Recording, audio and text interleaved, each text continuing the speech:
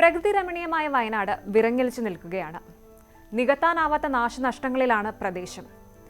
ഈ സാഹചര്യത്തിൽ നാമാവശേഷമായ മുണ്ടക്കൈനെ കരകയറ്റാൻ ബെയിലി പാലം ഒരുങ്ങുകയാണ്.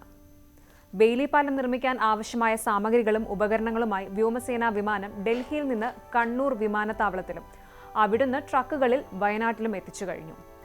85 അടി നീളമുള്ള പാലം നിർമ്മിക്കാനാണ് പദ്ധതി. രക്ഷാപ്രവർത്തനങ്ങൾക്ക് നിർണായകമായ ബെയിലി പാലത്തിന്റെ നിർമ്മാണം വൈകുന്നേരത്തോടെ പൂർത്തിയാകാനാണ് സാധ്യത. ബെയിലി പാലം എന്നത് അടിയന്തര സാഹചര്യങ്ങളിൽ നിർമ്മിക്കുന്ന ഒരു താൽക്കാലിക പാലമാണ്.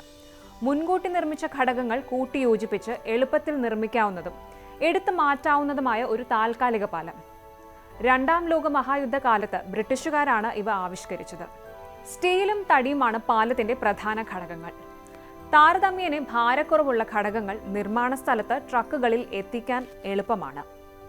അടിയന്തര ഘട്ടങ്ങളിലാണ് ഇവ പ്രയോജനപ്പെടുക. ചെറിയ വാഹനങ്ങൾക്ക് പോകാൻ കഴിയുന്ന തരത്തിലാണ് ഇവയുടെ നിർമ്മാണം.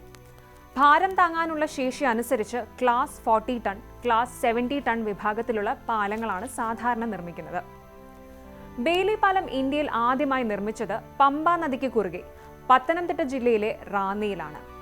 36 വർഷം പഴക്കമുള്ള റാന്നി വലിയ പാലം 28 വർഷങ്ങൾക്ക് മുന്നേ തകർന്നപ്പോൾ അന്നത്തെ പ്രധാനമന്ത്രി HT ദേവഗൌഡയുടെ ഇടപെടലിനെ തുടർന്ന് വെറും 5 ദിവസം കൊണ്ട് സൈന്യം ബെയിലി പാലം നിർമ്മിക്കുകയായിരുന്നു.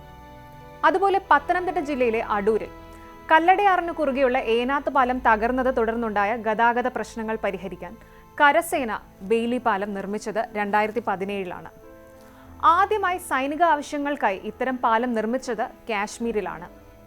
ലഡാക്കിലെ ദ്രാസ് നദിക്കും സുറു നദിക്കുമിടയിൽ ഇന്ത്യൻ സൈന്യമാണിത് നിർമ്മിച്ചത്. ബെയിലി പാലത്തിന് നിരവധി പ്രത്യേകതകളുണ്ട്. ഇവ നിർമ്മിക്കാൻ പ്രത്യേക ഉപകരണങ്ങളുടെയോ യന്ത്രങ്ങളുടെയോ ആവശ്യമില്ല.